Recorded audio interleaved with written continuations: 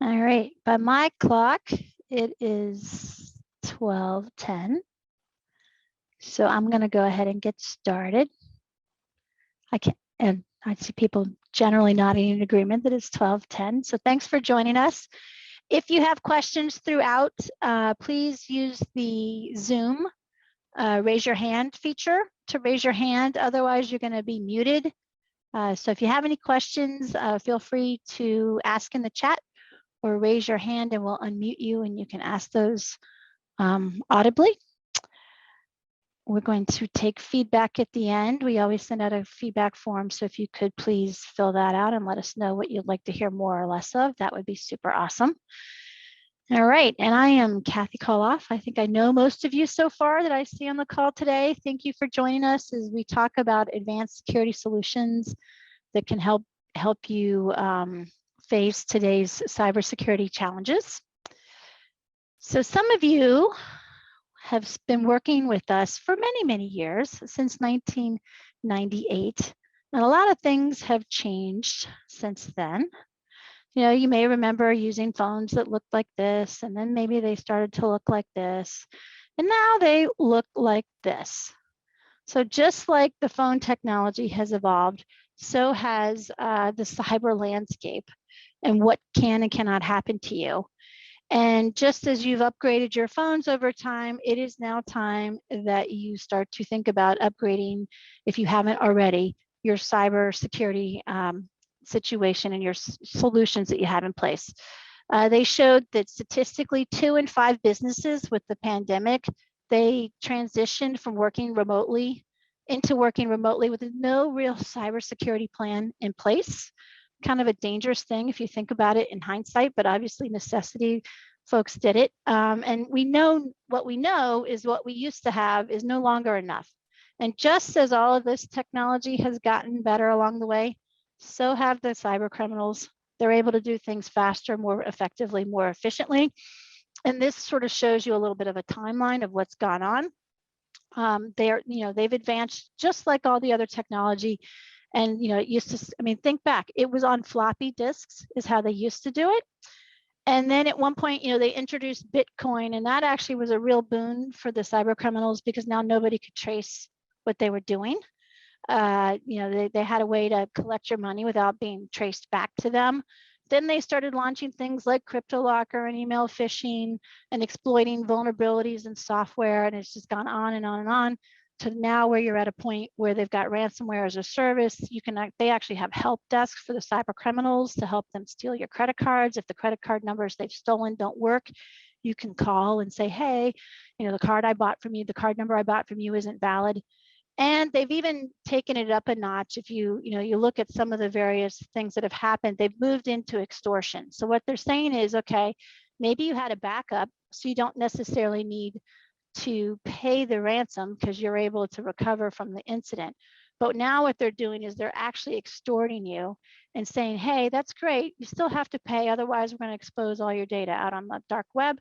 And of course, nobody wants that. And so that is where we are today. Of course, one of the things that we tell, I know a lot of you, we've spoken about training your users. The real question becomes is when you're training them, can they actually tell the difference? If you look at these two web pages and you look very closely, they are identical. Now I've whited out a little bit of the URL of the one on the right, but if you were to look at them, both of them are identical. I don't want you actually going to the website that's on the right because that's the dangerous one. Okay, but if you were to click on those links, it will capture your credit card information or your login information. And from there, they will just try to use that to go into other places on the dark web. And so, maybe you've been educating your users, and I know I have a lot of smart people on the call that I deal with a lot.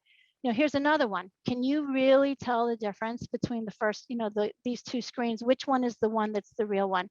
All the links along the bottom are all valid. They will take you to a valid place. Though in this particular example, the one on the left is the one that is actually the fake. And the only thing on here that's dangerous is the click when you click on the sign up button. Everything else or the one where you sign in up across the top. The rest of it will take you to Facebook. So it is super hard for the average user to tell the difference between these web pages until something like this happens. You get a message on your screen that says, hey, you've been hacked. And so having just detection is no longer enough. And the statistics around what a cyber incident, even if it's not a breach, even if nothing happens, the amount of time and business disruption that occur as a result of a cyber incident can become staggering. If you want to just do a quick little calculation, we'll do that with you offline, because it's based on the number of employees and things of that nature. But this is an eye-opening exercise to sort of evaluate what it would cost if you had an incident, even if it's an unsuccessful one. So what we want you to do is to start being systematic and developing a framework around how you address your security. And so IT Radix, we follow something called the NIST. It's sort of a generic one, but some industries have specific ones that they framework that they should be following. In our case, we follow NIST. I don't actually remember off the top of my head what NIST stands for, but the idea here is that you have a process and a systematic way of how you're going to address cybersecurity within your organization. The first thing that every organization needs to be doing is identifying what is important. Is it this information on this computer? Is it all of your information? Is it certain services, but maybe not others that you deliver that are critical? And once you've identified that and prioritized them, they're going to help you identify how you want to protect and move forward from there from a security standpoint. Of course, once you've identified it, you protect it. God forbid something does happen, you want to detect when an incident occurs and then be able to respond and quickly recover from it. So I'm going to delve a little deeper into some of these other layers here after you've identified the data. So the next thing you want to do is, of course, protect it. And one of the concepts I want to introduce today is something called zero trust. It's a relatively new buzzword in the cyber world, but it's been around for a long time. And I think this picture does a nice job of trying to sort of depict the concept behind zero trust. Pre-pandemic, high-speed internet and folks working remotely, computer networks, everyone was generally together and they were working inside of an office, and we would put something like a firewall in place to protect the perimeter of the office, and everything inside the office trusted each other and it trusted nothing from the outside. So that was sort of the old model. Now, as time has evolved and technology has evolved, we've suddenly blown the walls away, and there are no more borders in terms of how your corporate network works. And this is where zero trust really becomes extremely important, because it's no longer dependent on the perimeter and those securities there. It is actually down to the individual devices, networks, and applications that you're running. So antivirus, if you think about what the traditional antivirus is doing, it was alerting on behavior. But it couldn't tell the difference between copying from Dropbox or just copying files from your PC up to the internet.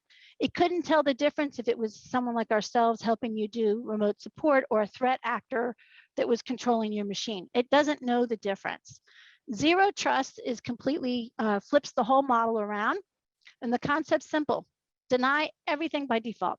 Don't allow anything, trust nothing. And then only over time, you build up the list of what you do trust, and then you grant trust to those, whether it's a person, data, device, endpoint, something on your network over time, and then you need to constantly continue to evaluate that. So if you're going to do this from end to end, typically what you will do is implement a solution, something like an application whitelisting piece of software. And the idea, again, only allow what's needed for every day. So we will put this has been endorsed by the White House, regardless of your politics. This is an extremely effective tool for preventing cyber breaches or incidents. Again, you're assuming everything is bad until you've authenticated that it's not. And then you need to explicitly authorize to the least privilege required. So application whitelisting is way more proactive in terms of your defense, in terms of your security, than a reactive defense of something like an antivirus. So you trust nothing and you block it. And then what you do is you watch and you learn, and we develop that white list of what is trusted. And then at that point, we allow that. So you are in control, and nothing's going to run unless you improve it. So let's sort of play this out in a real world example. Let's pretend a threat actor wanted to, they've replaced behind the scenes Outlook.exe, which is a program, Outlook, many people use Outlook, and they replaced it with a weaponized version of Outlook. The application whitelisting solution knows that this piece of software from Microsoft, it's got something called a hash, which I like to equate it to a fingerprint, that basically certifies this is the one that Microsoft gave us. And if it doesn't match this fingerprint exactly, it is not Microsoft's Outlook, and I'm not going to allow it to run. So if the perpetrator tries to replace Outlook with a weaponized version of it, the whitelisting software will absolutely prevent it from running, because it's not going to pass the trust criteria that you've put in place. So the next thing you want to do is you want to really restrict privilege access. Local administrators, back in the day, these were very commonly given to all users, because as they're working on their machine, rather than having to request, to download Dropbox or something like that, they would just take care of that and move on their day and continue to work. Local admin accounts are extremely sought after. They can be used to move laterally inside of a network. So once they've gotten access to one particular machine, they might then try to move across your network to other machines, other devices, things of that nature. So you want to make sure that you're constantly limiting the access, the local admin. And so the application whitelisting software can help you enforce that. The other thing that you want to do is, again, you can use the same software to help with some of the restricting of the access to the data or the devices that they need. So for example, if you don't want to allow your users to use a USB key, you can restrict that. If you don't want them to get to a particular device on the network, you can use the software to help restrict that as well. So again, you want to make sure that your least amount of privileges to do your job. We want you to be functional. We want you to do your job, but you don't need to be this super user who can do just about anything. And then it will significantly reduce the likelihood that some kind of a bad actor has the ability to exfiltrate or steal your data, okay? So the next thing is, what I was just speaking about was more about the individual users, but in this particular slide, I want to spend a little bit of time talking about the applications that you actually use. So just like you would have least privilege for individual users, you want to do the same thing for applications. And not all software application is written in such a way that it is well behaved. So as an example, little known, that Chrome, when you launch Chrome, behind the scenes, it opens something called a PowerShell window that allows it to do some really powerful stuff and this is in a Windows environment, but there's others in a Mac environment as well, where it can do things behind the scenes leveraging something called a PowerShell script. Well, most of us, we launch Chrome, we start our browsing, we don't realize that we've gone to a malicious link, and behind the scenes, that malicious link is now using that PowerShell window that you've got open to start encrypting your machines, reading other, changing settings on your machines, perhaps, again, proliferating out throughout your network. So what we can do with the application whitelisting solution is that we can put a fence around Chrome. So the only thing that Chrome can do is web browse. It can no longer use that PowerShell script that's open behind the scenes. And it basically, again, prevents them from moving any further inside of your environment. So you don't want to, and this applies to things, there's many applications out there. Adobe is one of them. BlueJeans is another one that was an example that I had found recently that was attacked. There's a bunch of them out there. All right, so all of this application whitelisting is designed to do that proactive protection. Now, nothing's 100% bulletproof, so you still need to continue to do detection. So God forbid something does happen, Now you're gonna find it, you're gonna detect it, and you're gonna do something about it. So what we like to see now in our clients' environment, and then in terms of having in our tool belt, is something that's putting out some decoys or ransomware canaries. They're often called. There are files that are sprinkled around perhaps on an individual user's machine. They might be named things like passwords or HR data or things like that that might be tempting to the hackers and the software engines that they develop. And they're put out on the machines, and they're intended to be there so that if something trips it, if something touches it for any reason, just like the old model of the canary in the coal mine when the bad gases were coming out and the miners couldn't breathe, the ransomware canaries are there and monitored by the agents that we put on the software on the machines, so that if something trips those canaries, the decoys, that we are now, hey, we know something's going on, something not natural is going on this machine, and we need to dig in. So once you've done that, the hunt is on. We're going to start looking for things called persistent footholds. We're going to watch the user and behavioral analysis and see what's going on. So footholds, the idea there with the persistent footholds is they put something in place that even if you reboot the machine or you log off, it just starts up again. So you could kill the process once, you reboot the machine, it starts back up again and does, continues on its merry way, encrypting or hacking into your machines. So you want to be looking for those persistent footholds. The user and entity behavioral analysis, what that's doing is it's looking at things like, hey, Kathy doesn't normally log on at 2 in the morning. That's unusual. Let's see what's going on. Let's see what they're doing. Maybe she just couldn't sleep, or maybe it's some hacker has taken over her machine and is doing something nefarious. So the solutions here, what they do is they tend to use a combination of artificial intelligence and human intelligence, because humans still can kind of spot patterns and see things a little more quickly in certain situations than the AI. So the AI is feeding everything to the humans, and then the humans, of course, are laying an eye on it and say, no, this looks normal, or no, this doesn't. And certainly if the AI sees something where it's encrypting, it's going to immediately raise the alarm and alert folks that something bad is going on. So let's say something bad is going on. The first thing you want to do is you want to make sure you're prepared. You want to have a plan in advance. You don't want to be dealing with this after the fact. You want to have this incident response plan so that you can decide what you're going to do and how you're going to respond. If it's a particular file, you want to analyze those files. You want to investigate the attack and as much as possible isolate it, maybe to just 1 or 2 machines. You don't want it spreading throughout your entire organization. And then, of course, you want to remediate. You want to recover and get yourself back up and running. So if you don't have an incident response plan, I strongly encourage you to get one. We are seeing that cybersecurity insurance is now asking these questions on their renewals, and when you have them, that is in your favor, and they want you to practice these just like you would practice a disaster recovery plan. So with that, we encourage you to upgrade your cybersecurity posture. If you want to have a review, we can do that and talk about what you may or may not have in place. Of course, we never want a client to have an incident and turn into this angry red monster that you see here.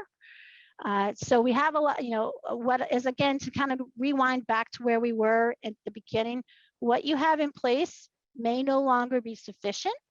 And we are encouraging users and our clients to upgrade before the end of March so that we can lock in some of the pricing that we have available to us in the first quarter.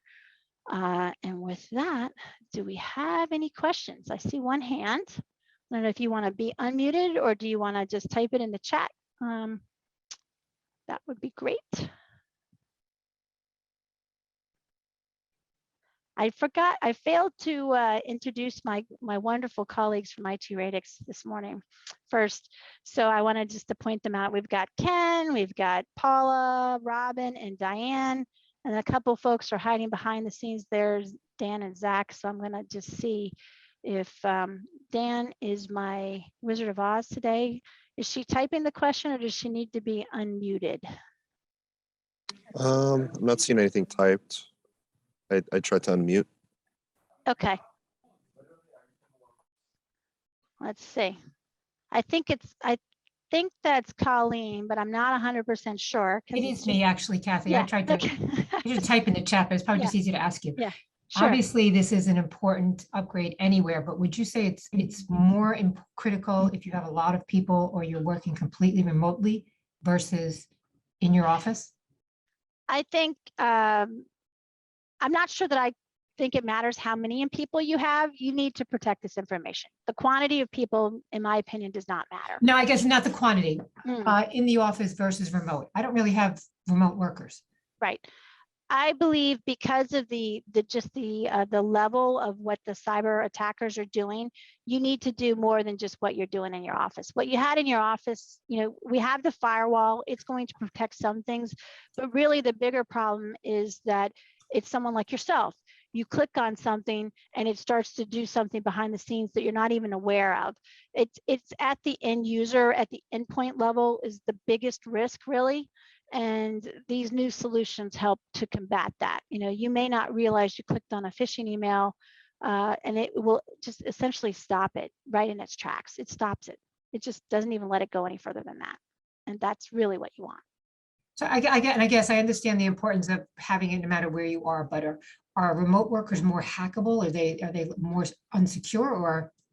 Well, there's certainly no doubt that remote hackers are more vulnerable, but I don't want to say that just because you're in your office, you're protected, because you're not. Okay. So I think in your office, you have a couple of layers of protection that you don't have at home, but you need them regardless, in my opinion. That, this is obviously my opinion, but yeah, remote workers are certainly more vulnerable because in your office, for example, most of our clients have something called a firewall. Most home users don't necessarily have that, but the firewall is not the end all. As you saw, things can still just get right through those firewalls because they've changed the way they're attacked. The attack vector is no longer just trying to do what's called like a denial service attack or things like that. They are actually going after the end users because that is the bigger payload for them, quite honestly. Okay, thank you. Yeah. Go ahead. Jeff, I guess I see Jeff next. Do I need to, let me unmute. I think you have to, you can either type it or you can say it. There you go. Hi, Jeff. Hi, Kathy. So one of the things that you showed in the beginning was a classic credential harvesting site, Facebook, and the way that those often get delivered to end users is via email. And so my question is about email security. There are default options with Microsoft that are not so effective and also often let phishing emails like that through. Right. So my question is, do you recommend upgrading the Microsoft license for one of their premium services called Advanced Threat Protection?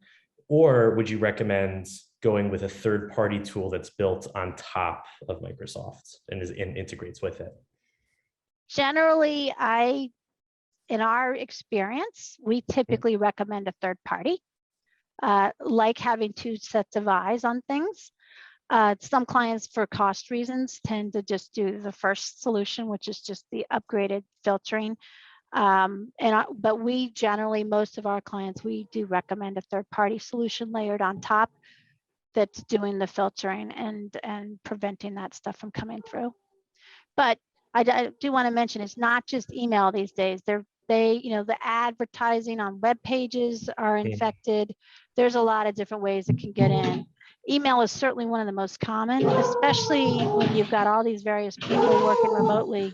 They're moving quick, they're clicking, they're not necessarily paying attention to what they're clicking on, and they can easily introduce something that they didn't really intend to. Yeah, I think Carl, do we want to do Carl next? And I'll hold Ken for a minute. Yeah, I think it was Carl. I'll unmute you. Whoops, asked to unmute. Did I just mute you again, my friend? Yeah, go ahead. Am I muted or unmuted? I think you're good to go. It's Carl, Okay. Right? Yeah. Yes, it is. So we migrated our email to Office 365 which IT Radix is aware of. And most of our files are on SharePoint. So by its very nature, Office 365, how protected is that automatically from hackers and hijacking and ransomware? Does Microsoft build protection in, or Okay. is that, go ahead. Yeah. So they build in some security protections, not everything to the level of what I was describing. So I'll give you an example of something that actually happened to one of our clients. The person got infected, and it then encrypted their files in their SharePoint site. So because the user, this goes back to that concept of the least amount of privileges. In this case, the user did have access to these files in the SharePoint site. And so when not only did it encrypt the files on this person's machine, it also encrypted everything that they could see in the SharePoint site as well as anything they could see on their internal server. So if what I find, I love it. I love the fact that our clients trust all their staff and their employees. What we often find is they will have a common storage area, whether it's in SharePoint or on their server, that they let everybody have access to. And that's great as long as there's nothing that's super sensitive in there or that you're concerned about. But if, let's just say, my friend Robin gets infected and she can see, all this stuff in the common area, she's going to be able to encrypt it, or she's going to be able, or the data could potentially, what they're also starting to do is just steal the data. They're not necessarily telling you that they encrypted you. So, so the least privileges is always the best. We had a client, they worked with 1099 doctors to do speaking events, and all they have to pay the doctors. The doctors would send them a 1099, which had their social security number on it. And the person at that company their practice was to store it in this common area, in a common area. Well, not everybody in the company needs to see this doctor's 1099 social security number. They really should limit that down to the small subset of people that need to see that data. And many organizations, it's been years of data. I'll just, they've got lots and lots of data. They haven't really stopped to think about what data do they have. And it wasn't until they had an incident that they're like, oh, we've got all these social security numbers, stored in a place where we really shouldn't. And we had to help them now, re-architect and carve out and shuffle their data around, really, to isolate some of it to smaller subsets of people within the company. So that's why, it's easy to gloss over that, identify, what's important, what's truly important. What you don't really realize is how some of the folks inside of your, and especially the bigger the organization gets, how your folks are handling their data, where they're saving it, where they're putting it. And you want to make sure you set some very strict guidelines and rules and policies that they know, and train them so they know and understand what to do with the information that they have so that they're handling it properly. So to answer your question though, Carl, Microsoft has some security in place. Some of it can be tightened up, and in some cases clients relax it. And so to answer your question, you cannot rely on Microsoft to protect your information. They certainly don't just let anybody hop in and read, tool through your files in SharePoint. But if you, for example, shared something in like a whole folder in your SharePoint to a person outside of your organization, you've now opened up a door to your data that's in SharePoint. So the responsibility of protecting it still stays with you, not Microsoft. Okay. Right. So one more follow-on question then. The two main databases that we use, like a SQL Server type databases, would be for accounting, and we have a management system for tracking documents and events on a ship. So in order to get into each of those, you have to go through a VPN to get to those sites or servers. Is the fact that you're running a VPN exclude hackers from or bad actors, let's say, from following you in to those sites? So the answer to that is yes and no. So me, Kathy, just trying to jump into your stuff, I can't. I would have to have a user ID and password, VPN credentials to get through. Me, Kathy, hacks you, Carl, working on a laptop remotely, and now I'm on your laptop and you have access to VPN. Yes, I'm going to follow you right through the door. Okay, all right. Yeah. Just keep that in mind. Yeah, the VPN is intended to keep the non-authorized people out, but if you've had something happen to you, they're just going to ride the coattails of your permissions into your environment. Okay. Yeah. All right, thank you. Ken, did you have some questions from other folks, or are you good? Let's unmute him. I do.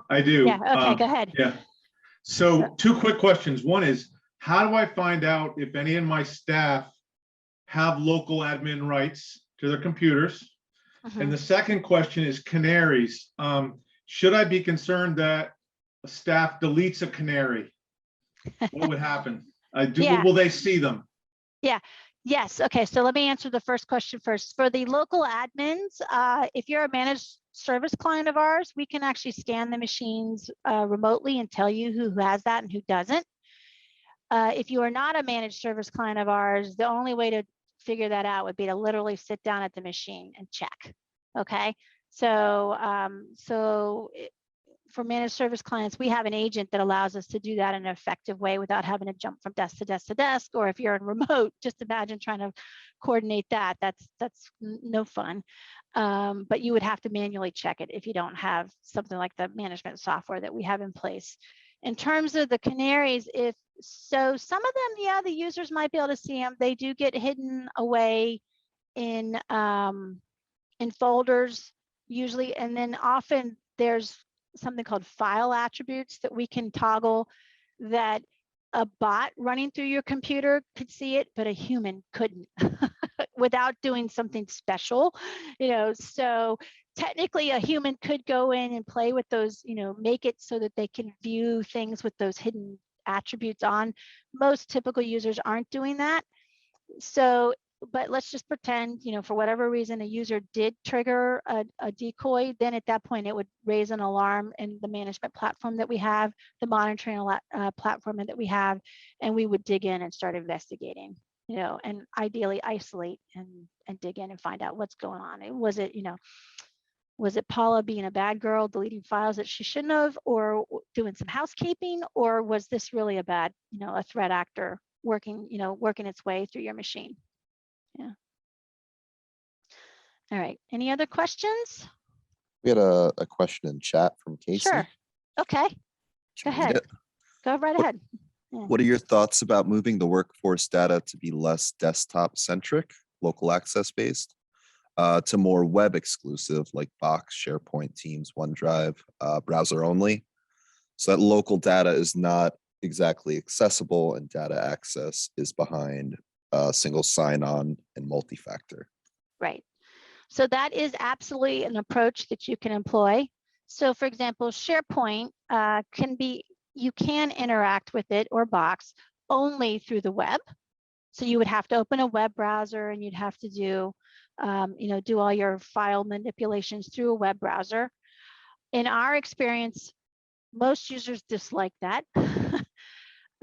They're used to having that file open on their local machine. It's not as convenient. It does tend to still pull it will still pull a temporary version of it down. Like if you open it in Word in the browser, let's just say you open a file in SharePoint and then you say open in the desktop app, it is putting a temporary copy on your machine behind the scenes that does get pushed back up to the cloud. So it's not 100% bulletproof. It is definitely better than allowing folks to manipulate the files local on their individual machines. So yes, that is a good approach. Some applications do not support that. So it will depend on what software you're running inside of your organization.